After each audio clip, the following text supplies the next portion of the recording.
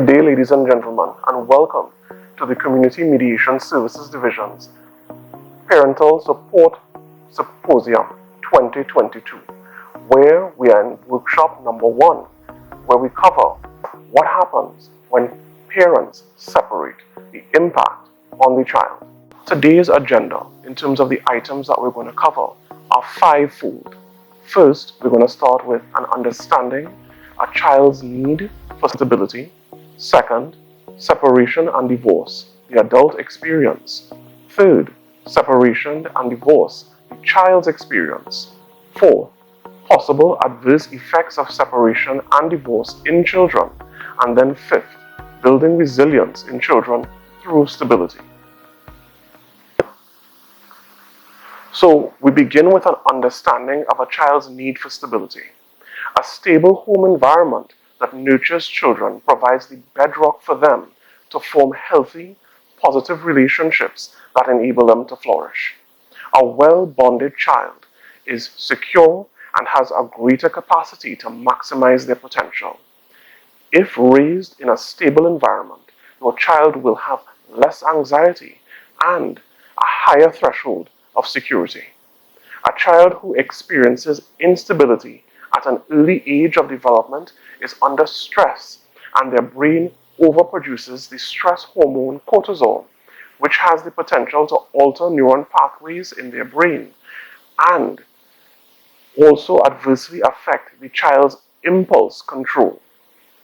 Such stresses in a child's life can lead to unintended consequences, including behavior problems, academic problems, social problems, problems with substance abuse, and impulse control.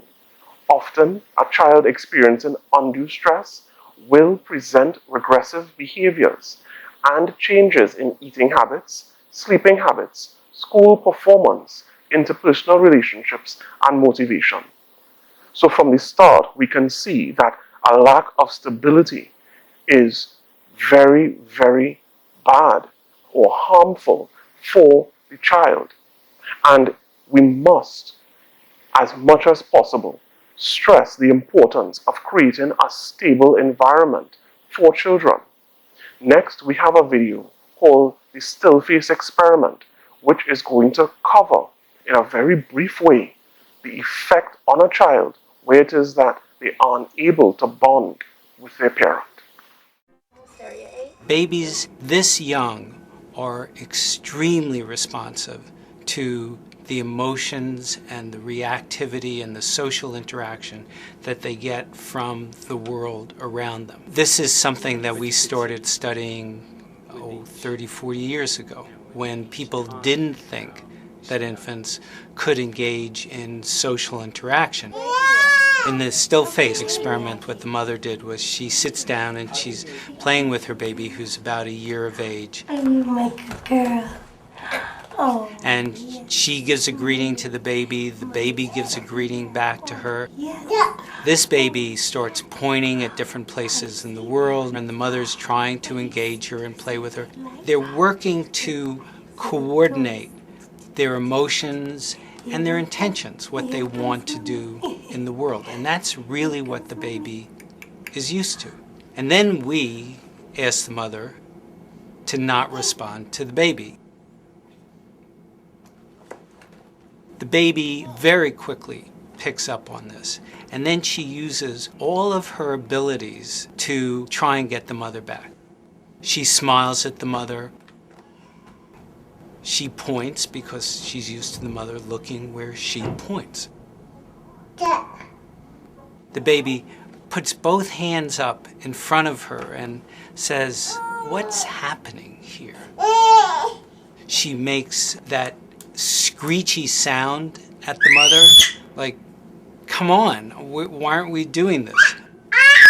Even in this 2 minutes, when they don't get the normal reaction, they react with negative emotions, they turn away, they feel the stress of it, they actually may lose control of their posture because of the stress that they're experiencing.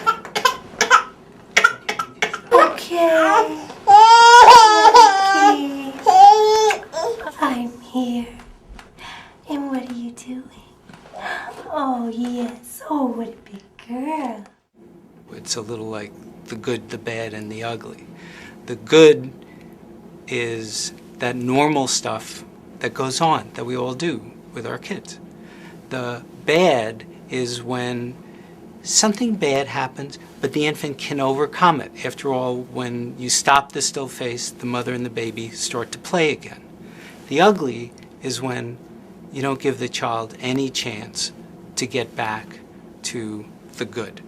There's no reparation, and they're stuck in that really ugly situation. So from that video, we saw what happens when it is that the child is unable to connect with their parent. They are unable to bond and form the sort of attachment that is necessary for a healthy parent-child relationship to take place. And where we're going to next is this diagram that's going to illustrate it further. So when we look at the development of attachment, we see the positive and what could happen when it goes wrong. Where the attachment figure is sufficiently near, attentive, and responsive, then the child feels security, love, and self-confidence. And the child is also playful, less inhibited, smiling, they are exploration-oriented, and sociable. That is because the child feels safe, and they know that if they call out for assistance, the person who is their caregiver is going to respond. However, if the attachment figure is not near or attentive or responsive, what happens is that there is a hierarchy of attachment behaviors that develop due to increasing fear and anxiety. There's visual checking, signaling to reestablish contact, calling, pleading, moving to reestablish contact with the parent or caregiver. And if the parent's response is inconsistently no, meaning that they respond sometimes or even most of the time, what can happen is that the child becomes preoccupied with the attachment figure, clinging and anxious about separation and exploration. They are afraid to go far away because they are not sure if the person who is going to take care of them or is supposed to take care of them is going to be there. Another response is if the caregiver is consistently not there, meaning that they're not attentive, they're not responsive, they're not near to the child. The child becomes defensively avoidant of contact and appears indifferent about separation and reunion. And that's because the child has developed a self-defense mechanism where they have been disappointed so much they don't even get excited about what positive things could happen. And these effects that happen on children go over into adulthood. Our next slide is going to illustrate that, where we have to look at the four major types of attachment styles, which start with what happened in childhood. And the first style that we see is anxious attachment. And with the anxious attachment, you have someone who wants to be emotionally close, actually extremely emotionally close with others, but they have a deep fear of abandonment, and that can cause them to act out in ways that are not helpful to forming relationships. After that, we have the fearful, avoidant person, and these are persons who have trust issues, and they maintain a distance with persons. So sometimes you hear that somebody is hot and cold. All right, one day they're very good, but then if you get too close, they pull away. It's because they have a fear of being dependent on someone. Because again, they've been disappointed as children. We also have the completely avoidant person who consistently seeks a feeling of independence and self-sufficiency. And that is because they were learned away in their childhood that they could not depend on other people. So the person they have to depend on is themselves. And that feeling was so deep that even when they get positive responses from people, they don't open up themselves to the good things that could happen because there's a fear that the disappointment is going to come and destroy the entire relationship. And the final pattern that we're going to cover is the secure attachment style, where the person doesn't worry about being abandoned or about someone getting too close to them because what they've had is a positive childhood experience that reinforced a sense of self-worth, of confidence, and the ability to love. It would be fantastic if all of us had a secure attachment style based on a childhood when we were all cared for and all loved and all made to feel special. However, that is not always the case. And I want persons to take an easy look on themselves because it's very hard, very, very hard to display patterns of behavior that were not shown to you when you were a child. You're in the right place now to get the kind of assistance you need for the transformation to happen. So our first reflective exercise is one where we want to invite you all to think about your childhood experience. Did you feel secure or insecure? And the second part of it is which of the four major attachment styles do you feel describes you best? So take a minute, think about it, and we're going to come back to it at the end of the presentation. But for now, we're going to move on. We're going to talk about separation and divorce, the adult experience. And as you could see from the diagram, where we look at the grief cycle, we see the different stages of grief that people could pass through. So the stages of mourning and grief are universal, and they're experienced by all under loss or after that loss. These stages can overlap and do not always go in any particular order. Often, the first stage, when it is we experience grief and loss, is the shock and denial.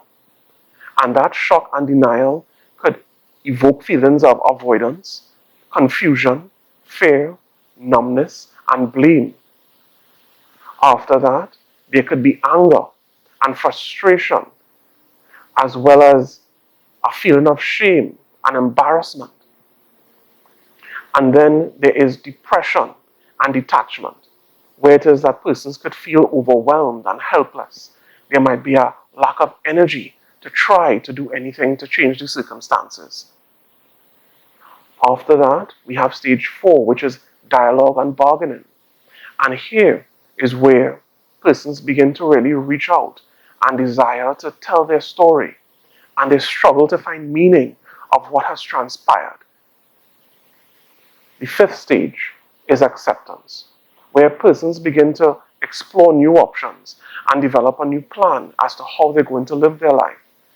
And the 6th stage, or the final stage, is a return to meaningful life, where persons have had the ability to reflect on what has happened, learn lessons about themselves and the situation, and recover a sense of self-esteem and self-worth to move forward in their life.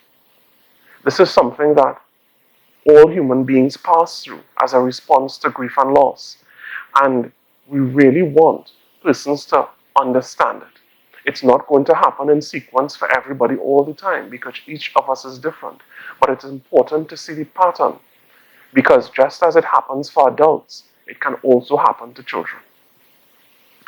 More on that later. So we're going to talk about divorce in Trinidad and Tobago. And divorce, plain and simple, is the process of ending a marriage or marital union.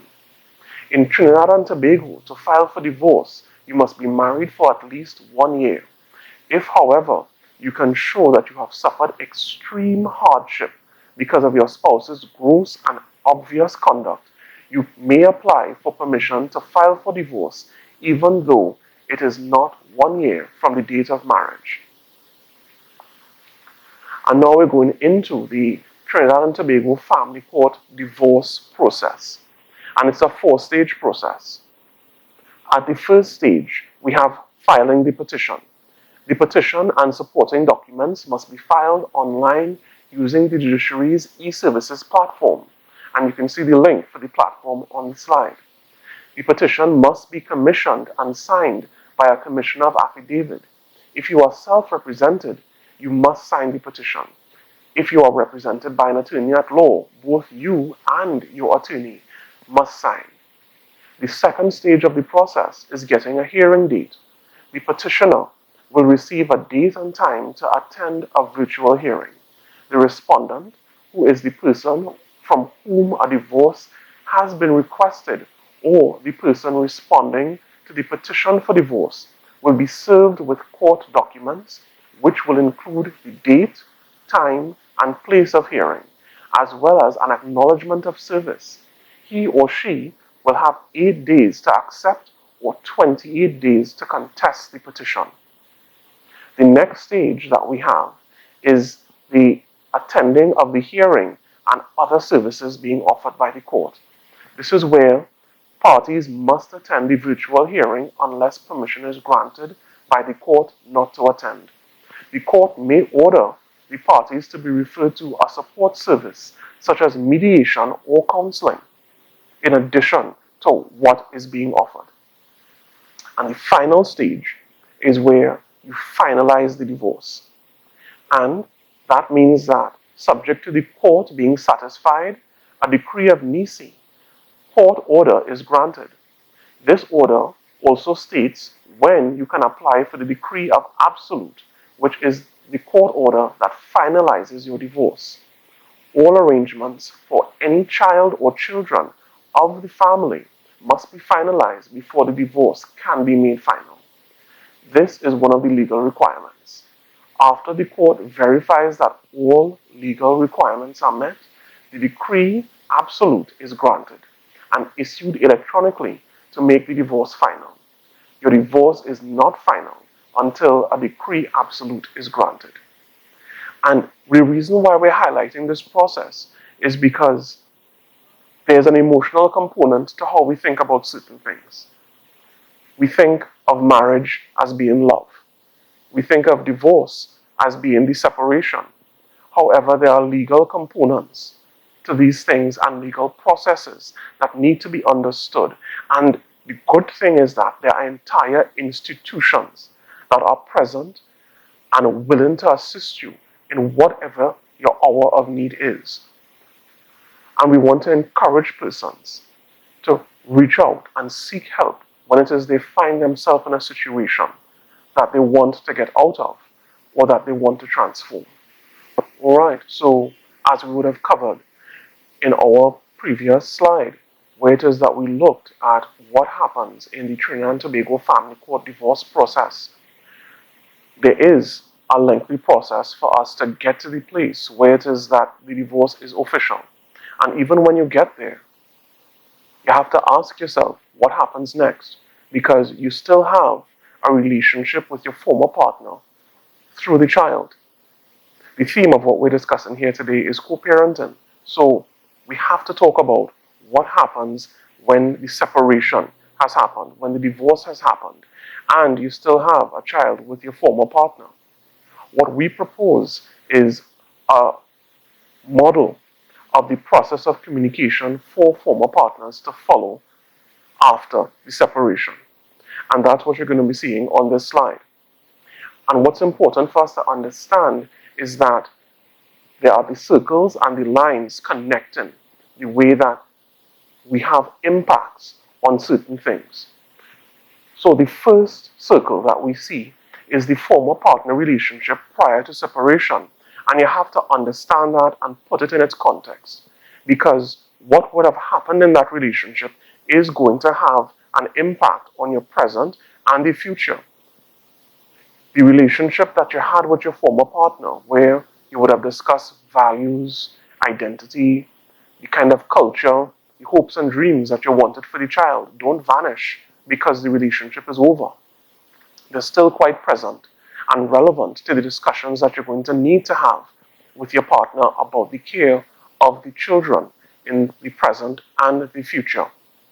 So from that former partner relationship, what you're going to get, if it is that you're having a successful and productive conversation, is input into the formality of custody arrangement. Now, this could take place from the court, where it is that custody and maintenance can be assigned. Other persons opt for a more informal arrangement. They don't go to the court. Some persons, they have a divorce or separation that is very amicable and they work together. But it's always good to get very clear about who is responsible for what and when and what kind of contributions each person is going to make in the child's life. And all of that is going to be informed by the history in the relationship that both parties had together. From there, we see that there are two arrows that go off. One leads to the current relationship with former partner, and we see that it is impacted potentially by the new partner. And that's also very important to understand, that there's a connection between where you were in the former relationship, the kind of custody arrangement that is developed, and the new relationship that you're going to have with your former partner, the non-romantic relationship that is going to exist. It's still a partnership when it comes to raising the children. However, many of the feelings that the adults would have had, where persons may have had grief, loss, anger, shame, sorrow, and resentment, will have to be dealt with and put in their place, because you want the best outcome of the child.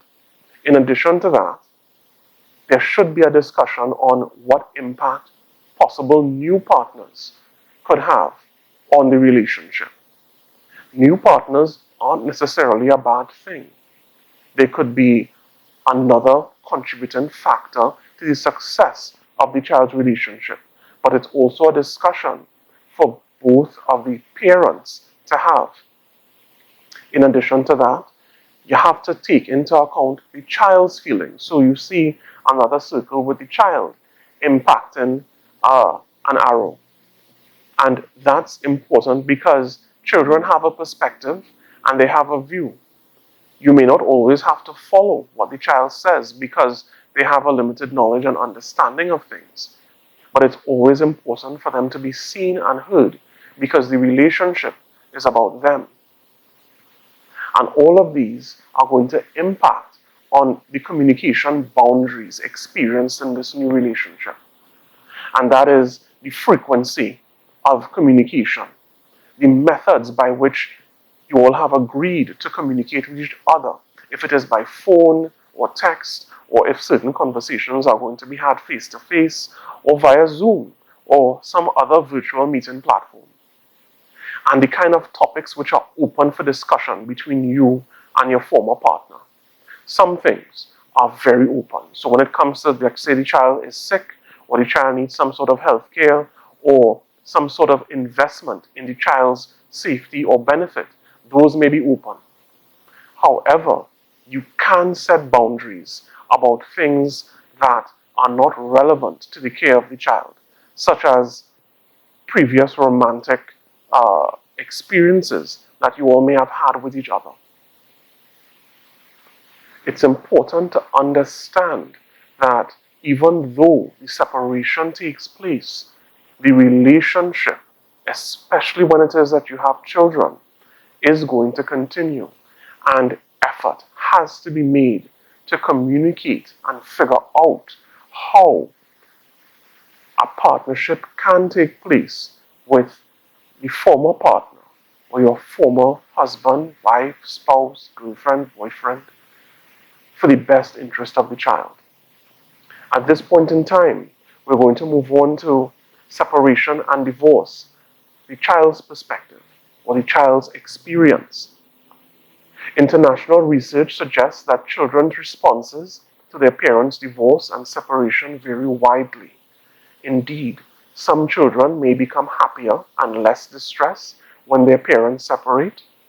Nonetheless, studies have identified general pathways of children's reactions in the first 2 years after parental separation and divorce, based on gender and stage of development, which is their age. So we start with the preschoolers, age 2 to 5 years old. These children are too young to grasp the meaning of divorce and so are likely to become confused and fearful of losing their parent and their other parent too. They tend to blame themselves for their parents' divorce. They can regress developmentally, becoming aggressive and can throw tantrums. So, for the preschoolers, because of their age, there are some things that we need to understand.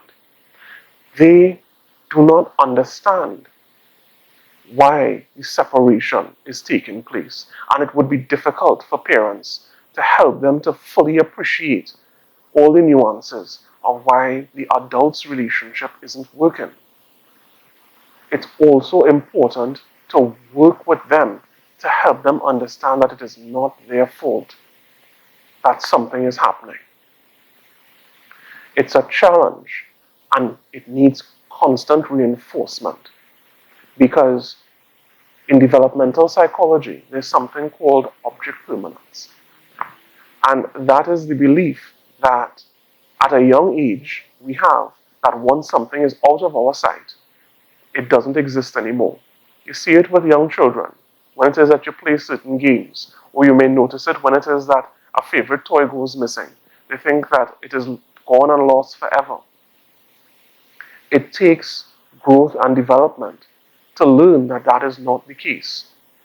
But children believe that, especially young children, that they are the center of their universe and they have a lot of control over what happens to them. That isn't true. And it's something that we learn as adults. But the implication of that is if they have a lot of control over what happens to them, that when things go wrong, they are the ones to blame. And that has a drastic negative effect. And it's something that parents have to be aware of to help them. We move forward to younger school-age children, age 5 to 8 years old. These children can understand the meaning of divorce enough to become grief-stricken and sad over the loss of family. Many continue to wish for parental reconciliation. They may also feel profound conflict of loyalties. They are egocentric enough to see the divorce as a personal rejection, but may be mature enough to place the blame elsewhere, usually with a parent. And studies show that children at this age may suffer in school and in their social relationships. The risk, the big risk for the children at that age is where they feel as though the divorce or separation is a personal rejection, that their mother or father does not want them anymore, that they are unworthy of being loved, that they are unworthy of being cared for. As the parents in the relationship, the positive reinforcement that you could give your children is telling them and showing them that you love them. Because that is the big question that they're going to be asking themselves. And it's going to be difficult for the parents to do so because of what they might be going through. But remember, the child's well-being is one thing that both parties can agree on. And they are possibly the bridge that could lead the family to a more stable future. Next, we look at older school-age children, that is age 9 to 12 years old. These children may also be depressed, sad, and grief-stricken, but are also more likely to blame and be angry with one or both parents. Children at this age can also see the world from the parent's point of view. However, they may start to parent a struggling caregiver or younger siblings. And I want to stick a pin in this because what happens, or one of the responses to this situation, is that it could force the development of the child in an unhealthy way. We talk about parents giving children responsibilities as a means of helping them grow. But there is a real term called parentalization, where it is that a child is given not only the physical responsibilities, such as chores, but the emotional care responsibilities of a parent. And that is a challenge for the child because it forces them to take on the burdens of an adult, which is unfair and also can adversely affect them. They get an outsized sense of responsibility and they think that when things go wrong, it's their fault. There's a lot of blaming and shaming and pressure and anxiety that can be placed on a child who is forced to take on responsibilities that they are not ready for. So while it is good to encourage incentive, parents must also set boundaries as to what responsibilities they put into their child's life at this stage. And the last group that we're going to discuss are the adolescents. These children are less dependent on the family, and therefore divorce would seem to be less significant to them. Still, self-esteem drops for many teenagers during parental divorce. It may lead adolescents to question their own future ability to maintain a long-term relationship with a partner and may feel considerable anger towards one or both parents. Also, divorce may trigger delayed or accelerated entry into adolescence. At the extreme, adolescents may become suicidal or delinquent. These sorts of changes in the life of an adolescent make them ask profound questions of their life. Who am I? What am I going to become? Especially when they would have identified themselves for years as being the child of two parents, living in a particular place on a certain life trajectory. To them, suddenly, all of that is being taken away. They may have to live somewhere else. They may have a new step-parent. They may even have a new stepbrother or stepsister. Their whole life has gone into a trajectory that they did not imagine. And the question of, am I loved by both parents, is still there. Am I worthy of being loved? Parents of adolescent children still need to take care and focus on them because at this stage of their development, they are also seeking to form relationships with persons outside of the family. And the lack of a feeling of love, care, and appreciation in the family or in the household can lead them to seek out relationships outside of the family with other persons who appear to provide those sorts of support to them. Being there and giving the care and support that is needed is one way to safeguard those children and provide the stability that they need. Now we're going to look at reflective exercise number 2. Part 1 is think about your life experience where relationships have come to an end. What did those experiences teach you about yourself? And the second part is, how would you discuss separation and divorce with a child? Take a few seconds and think about it. We are going to come back to it after.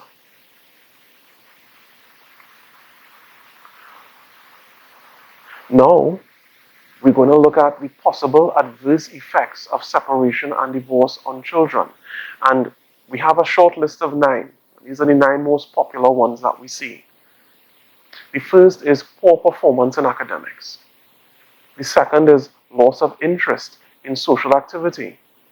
And the third is difficulty adapting to change. And I want to stick a pin in this and just say, sometimes parents who are going through distress could be like, but the children don't have that much stress. I am going through so much and I'm trying to protect the child. Why is it that they're not able to focus? And I want to ask you a question. If what is going on inside of your mind is, where am I going to have to stay? Do my mother and father love me anymore? Can I be loved as a person? Am I going to have two addresses? Did I do something wrong to spoil my parents' relationship? Will anybody love me? If those are the questions that are swimming around in your mind, would it not be difficult for you to focus on Pythagoras' theorem, the chemical composition of crystals, or how a bill becomes a law in the Parliament of Trinidad and Tobago? It's not unreasonable for children to be out of focus when it is that they have questions about their very existence on their mind. And they may not always have the words to express all the emotions that they're feeling.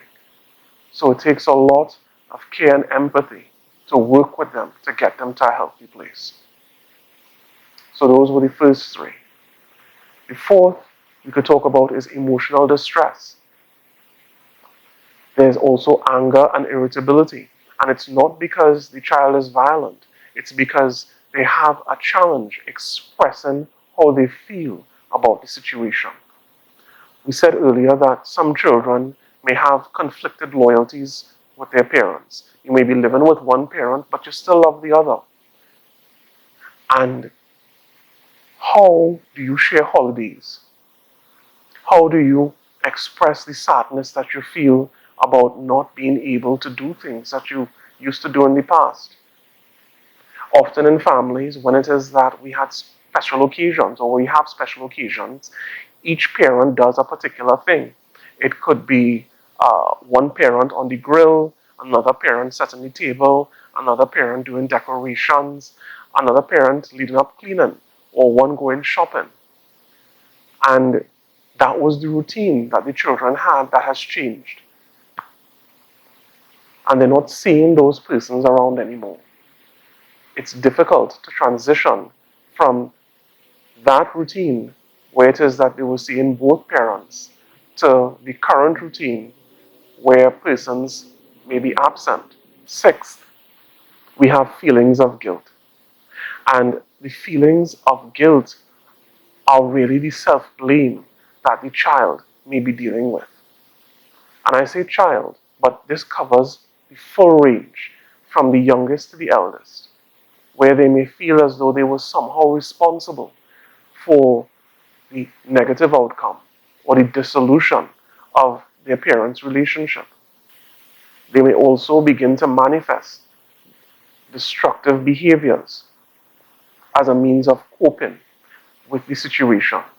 And destructive behaviors doesn't necessarily mean that they are destroying other people's property.